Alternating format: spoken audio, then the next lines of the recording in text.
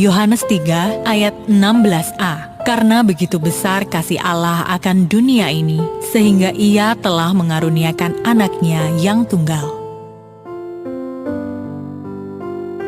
Tanah adalah tempat di mana kehidupan bermula.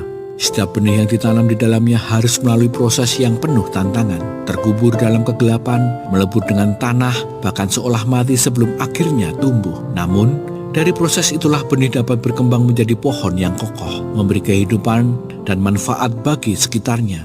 Benih itu mengingatkan kita kepada Tuhan Yesus. Dia datang ke dunia bukan untuk hidup dalam kemuliaan, melainkan untuk menyerahkan dirinya sebagai korban penebusan yang kudus.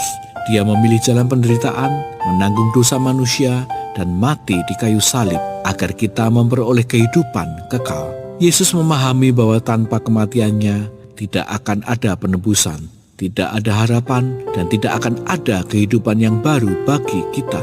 Salib Kristus bukan sekedar simbol penderitaan, tetapi tanda kemenangan.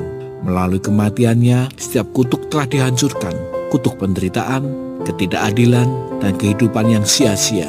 Dia mati agar kita tidak lagi hidup dalam tanah yang gersang dan yang tandus, tetapi berpindah ke tanah yang subur, tempat di mana janji-janji Allah digenapi. Yesus telah menyediakan segalanya, tetapi kita perlu mengaktifkan kuasa salibnya dalam hidup kita. Itu berarti kita harus percaya, berserah, dan berjalan dalam kebenarannya. Saat kita memilih untuk hidup dalam iman dan mengandalkannya, kita akan melihat bagaimana hidup kita berubah, semakin dikuatkan, dan mampu menjadi berkat bagi orang lain. Biarlah hidup kita menjadi bukti bahwa kematian Kristus tidak sia-sia. Melalui pengorbanannya, kita benar-benar hidup dalam kasih dan kelimpahannya. Apakah Anda sudah hidup di tanah yang subur? Mengapa? Apa yang Anda alami ketika hidup di tanah yang subur?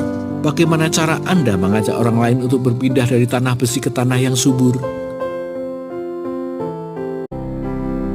Saudara-saudara dalam kemanusiaan, kasih, mengasihi, dikasihi, mampu merubah sangat banyak orang.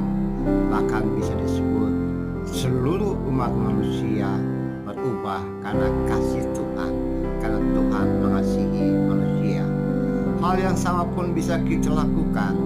Kita bisa merubah orang lain karena kasih